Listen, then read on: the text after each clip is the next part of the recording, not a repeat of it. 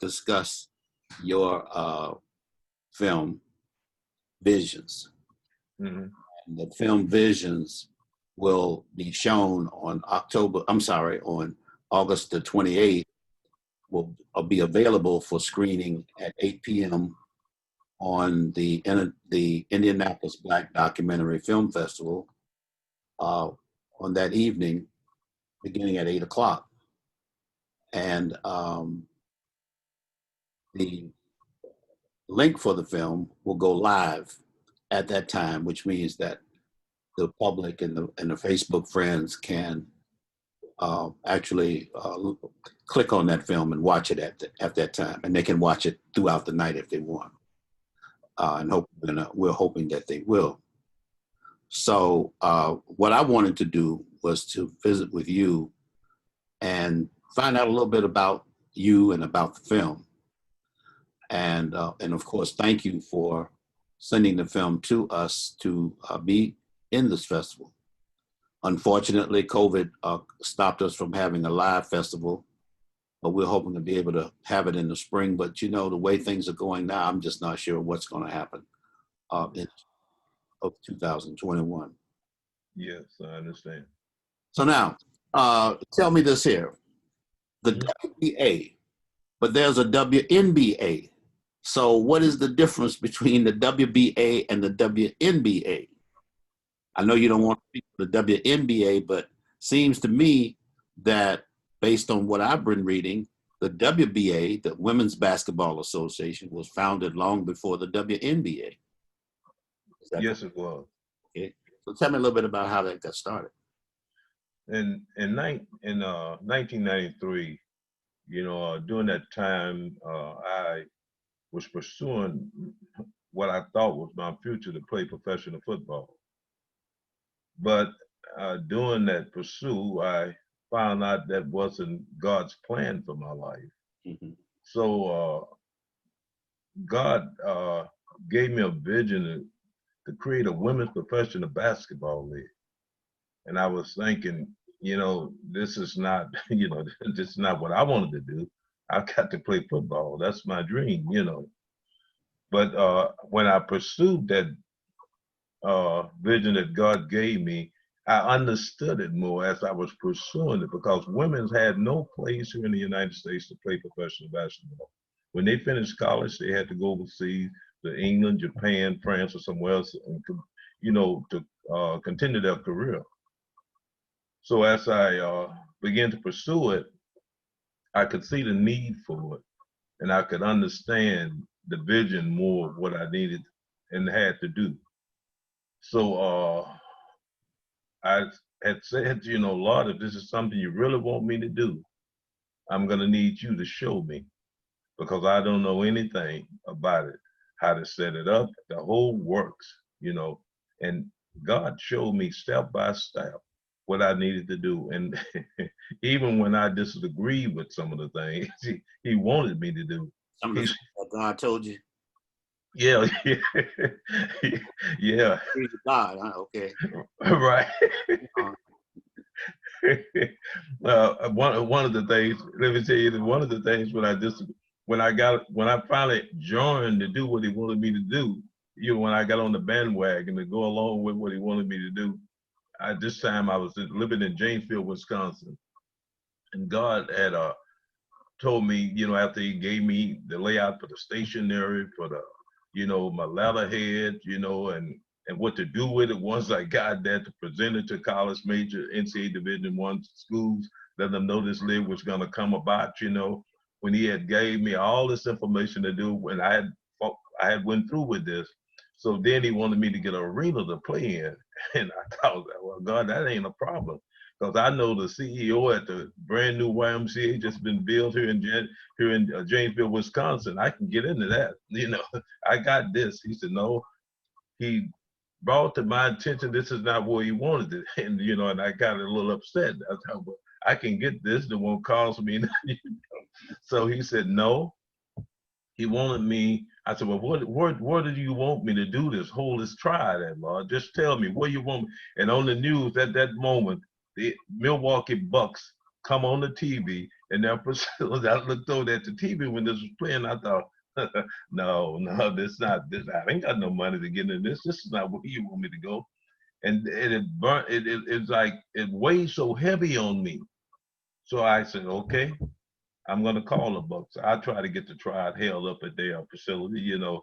So just to satisfy God, I'm saying in my mind I'm gonna do this because I know I don't have the money to do it, you know.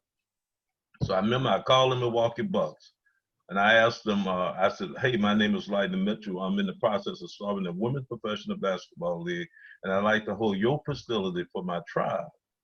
And the lady said, well, I said, is this something you guys do? And she said, yeah, we do rent out our facilities, you know, for certain events, you know, and I'm sure this is something that is possible if the dates won't interfere with what we got going on. Right. So and so when she said that, I was a little nervous already now because I'm thinking she's talking about something that could happen.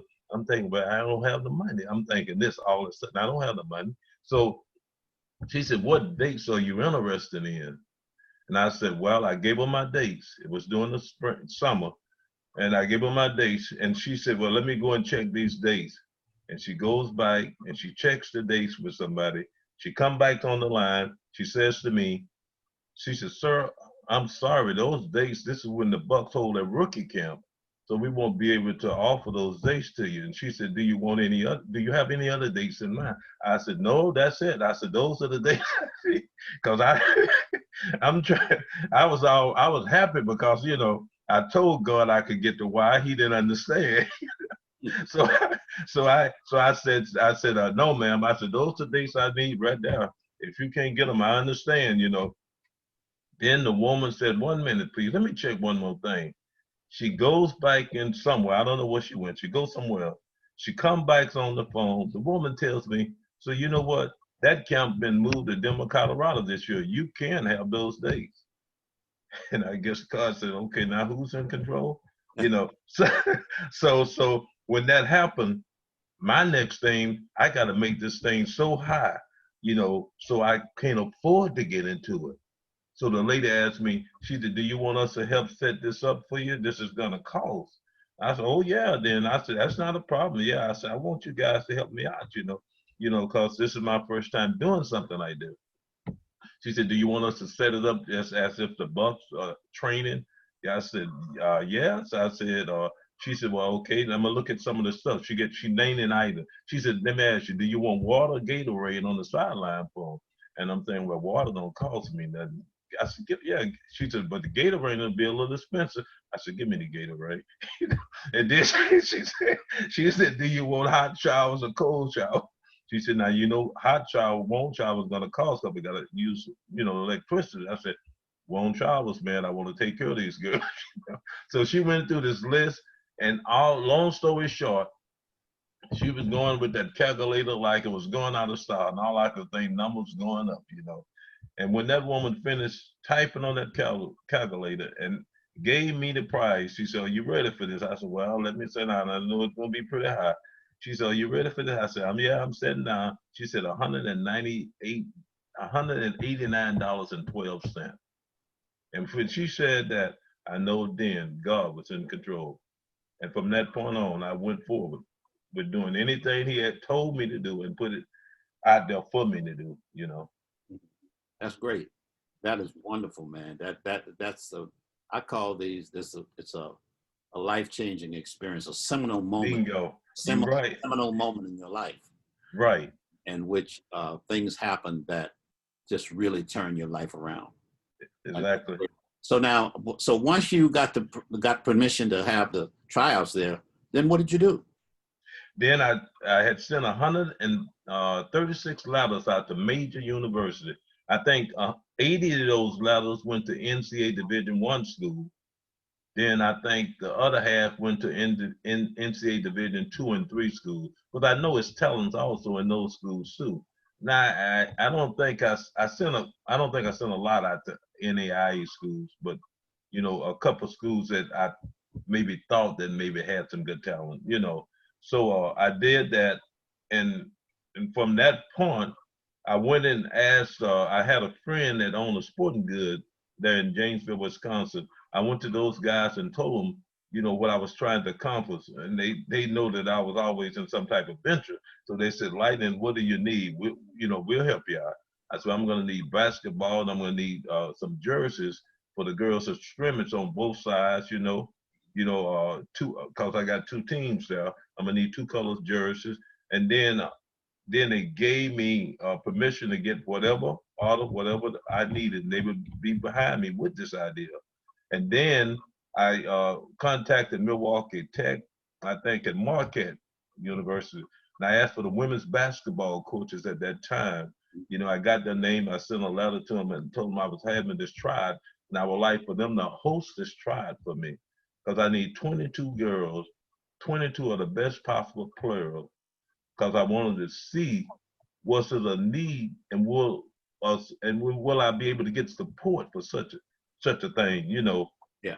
So from that point, once I send those letters off, those two coaches sent me back saying they would be interested in working with me and helping me with this thing, you know. So once that happened, then I started picking the states that I would go and hold those tribes in. Then I had to look for the facilities in those states and see if it's possible to get in those facilities at that certain time, you know. And we just begin to go forward, one thing after nothing with it, you know, all the way up to that day that we held the trials up in Milwaukee. And that is great. Now, so you had the tryouts at Milwaukee, and then you chose how many players did you choose initially? Okay, let's back down up a little. Okay, when we had to try it at the Milwaukee Bucks facility, all the media was there. I mean, all the media, the TV, radio, newspaper, all of it's there. Because the Bucks had set the thing up for me.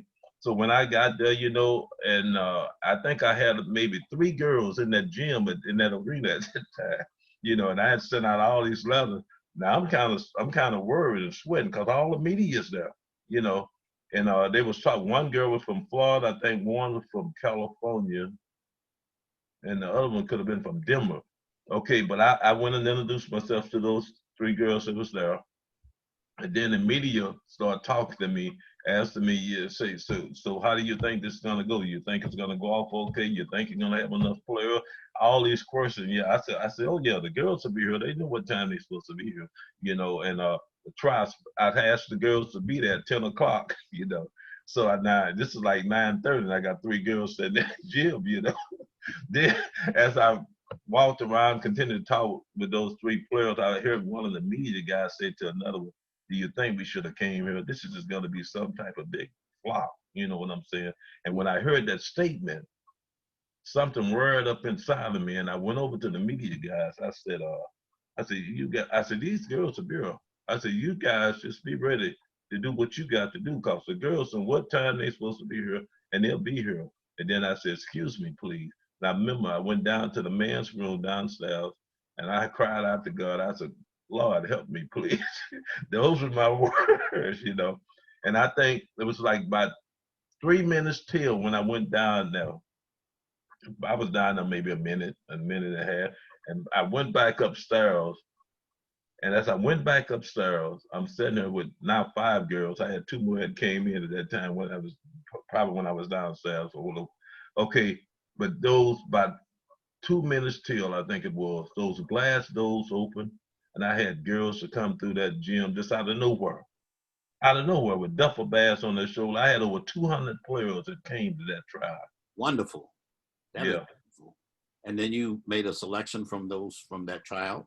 Yes, I had those 2 coaches to pick me 22 girls they thought that would be best to take out there to put before the public, you know, to introduce this thing. Mm-hmm. So the film, The Visions, Mm-hmm. captures all of what you just said and more, correct? Right, yes. So that's what we want people to, we don't want to give everybody the whole story now. Right, okay. Tune in on Friday night, August the 28th, and see for themselves how you put this wonderful basketball league together. And it lasted for how long? The league went for 3 years. We started in 1993, and we ended in 1990, going into 96 season. We ended because this is when the NBA had announced they was gonna create a women's professional league. Did you have any contact with them before they did that? Did they seek you out? And I assume how many cities did you have teams in at that time? 8. I had put them in 8 cities. What cities were they? We was in Memphis, Tennessee. We was in Louisville, Kentucky. We was in Chicago. We was in Minneapolis, Minnesota. We was in Kansas City, Missouri, St. Louis, Missouri. We was in Nebraska, Omaha, Nebraska, and who else was it? Okay, but I mean so you had eight cities, and your teams were they flourishing in those cities? I mean, I assume they were. Oh yeah, all the teams was doing great. We had facilities. I'm sorry. You had good facilities to play in those. Oh yeah. Well, yeah. Well, you know, we had sometimes we had to use the school facilities. Of course. Yeah, and then we use in some of the cities we use the city, you know, like the city auditoriums, you know, that we could get into. Okay. What about sponsorships and things like that? We had no sponsors. For No the, sponsors. For the whole 3 years? No sponsors at all. No. Oh. Did they get paid? Well, what we had agreed to pay the girls from the gate receipt once we paid bills, you know, because we had to keep traveling and, you know, and going week after week because we played every week. Right. So, but normally when we had paid the expense, we had nothing left hardly. But the players, and we would always go to the players in meeting and let them know what was going on. And the players understood. You know, they understood that we had to pay for those. We had trialers, you know, the fancy buses. Sometimes when we could afford them traveling, but mostly I had to rent like vehicles. Like we went in 15 passenger vans.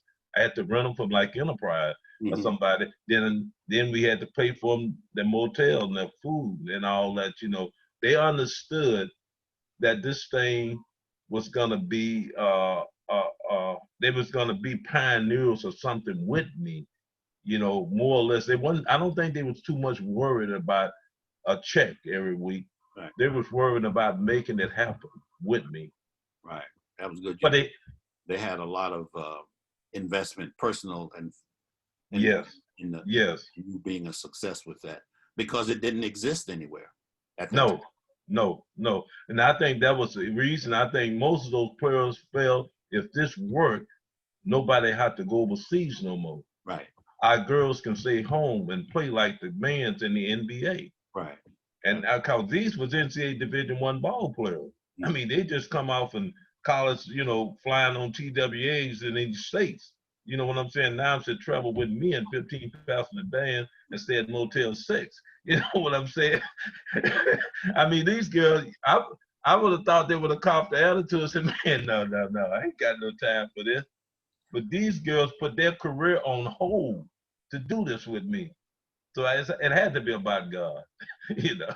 What I want to do now is you've whet the appetite for our Facebook friends that are watching, and I'm sure that they want to see this film now, because there's a lot more to it, and we could go on and talk forever on this deal, because based on my research and what I saw, I think you weren't treated right in this process, because you should be clearly considered the person who started women's professional basketball in this country. But you know, the way things happen here in the United States, it doesn't always happen, especially for African Americans. So that's true. My hats off to you for doing this, and I can't wait. Of course, I've seen the film, but I can't wait for us to screen the film on August the 28th, starting at 8 o'clock on the Indianapolis Black Documentary Film Festival's website, www.ibdff.com. And we're going to place this video on Facebook, and we're hoping that it will spur interest. I know it will, because you just said just enough to get everyone excited about it. Thanks a lot, man. And I know you've been carrying this film around the country to different festivals, and I'm hoping that those festivals have been a success, and I hope ours, while it's a virtual success festival, that it will be a success for you also. Okay. Yeah, well, I appreciate you guys allowing us to be, in your festival. It's a great honor for us to be able to be a part of it. And it's a great film. I think people need to know how women's professional basketball got started here in the United States. And that's the only thing we ever ask for them guys, just to give us our pioneer recognition. Nothing else. That's for sure, and that needs to happen, and maybe we can try and help make that happen. Well, we appreciate that, sir. Okay. Well, thanks a lot, my friend. All I right. appreciate it. All Bye bye. right. Yeah, bye bye.